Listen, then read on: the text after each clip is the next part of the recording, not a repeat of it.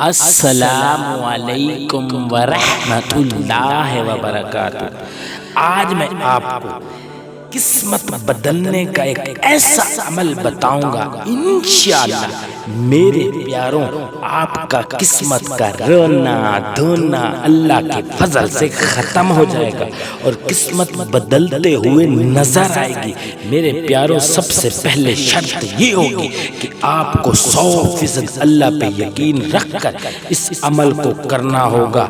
جو میں آپ کو بتاؤں گا اس پر 100% عمل کرنا ہوگا۔ اگر آپ قسمت بدلنا چاہتے ہیں، جس طرح کہتے ہیں نا کہ عمل سے بنتی ہے جنت بھی جہنم بھی، اور یہ سب کو پتہ ہے، لیکن لوگوں کو سمجھ ہی نہیں آتی اور عمل ہی نہیں کرتے۔ میرے پیاروں، روزمرہ کی زندگی میں مختلف کیفیات میں ایک ہم لفظ یوز کرتے ہیں، قسمت۔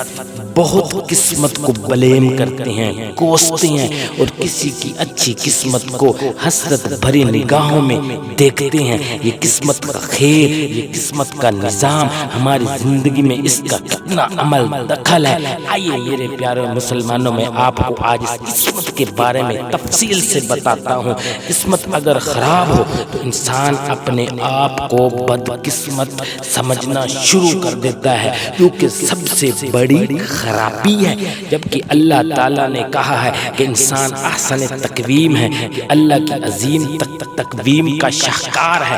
اللہ تعالیٰ نے کسی بھی انسان کو بدقسمت نہیں پیدا کیا۔ اس کی تقدیر، اس کے معاملات معین ہوئے ہیں، اس کے مطابق وہ اپنی زندگی گزارتا ہے اور اپنے اعمالوں کے مطابق زندگی گزارتا ہے۔ اس کا جو صلہ ہے وہ پاتا ہے۔ انسان کی زندگی میں بدقسمتی کی جو علامات ہو جاتی ہیں اپنے اعمال کی وجہ سے، اس میں سب سے بڑی علامت کہ وہ اپنے آپ کو خود بدقسمت کہنا شروع کر دے، بے صبرا پن کا مظاہرہ کرے، تو یہ اللہ کے ہاں سب سے ناپسندیدہ عمل ہے۔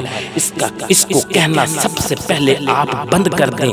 دوسرے نمبر پر کہ کاروبار کا نہ چلنا، پیسوں کا کنٹرول نہ ہونا، یعنی پیسہ آئے اور پتہ ہی نہ چلے کدھر چلا گیا، ہر وقت پریشان رہنا، مصیبت میں گھرے رہنا، کہ زندگی میں مزاحمتی رویہ آپ کی زندگی کا حصہ بن جائے، کہ آپ مثبت کی بجائے آپ منفی رجحان کی طرف جانا شروع کر دیں، اور پھر اس کے بعد آپ کے رشتے ناطے چھوٹنا شروع ہو جائیں، نوکری چلی جائے اور ہر وقت پریشان رہنا شروع کر دیں، ڈپریشن کا مریض ہو جائیں، اوور تھنکر بن جائیں، اور پھر کسی سے اپنے دل کا حال کہنا چاہتے ہوں گے اور آپ کے پاس کوئی دستیاب نہ ہوگا، اویلیبل نہ ہوگا۔ یہ سب سے بڑی بدقسمتی ہے کہ اچھے وقت میں سب پاس ہوتے ہیں لیکن برے وقت میں کوئی نہیں ہوتا۔ اگر آپ کے نزدیک کوئی نہیں ہے تو آپ اللہ سے کہنے کی عادت پابندی یقینی طور پر بنائیں، اور اس سے بچنے کا بہترین طریقہ کہ آپ نماز پابندی سے ادا کریں۔ نماز کسی مقصد کے لیے نہیں ہے، یہ نماز صرف خالص اللہ کے لیے ہے اور فرض عبادت ہے، اور باوضو رہنا شروع کر دیں، اپنی عادت ڈالیں۔ اور بہت سے لوگ اپنی قسمت بدلنے کے لیے بہت سارے ٹوٹکے کرتے ہیں، وظیفے کرتے ہیں۔ نماز کے بعد سب سے بہترین عمل حسب توفیق صدقہ دینے کی عادت ڈالیں۔ اگر نماز کے بعد، ہر نماز کے بعد اگر آپ صدقہ نہیں دے سکتے تو آپ کو جب بھی موقع ملے حسب توفیق صدقے کی عادت ڈالیں۔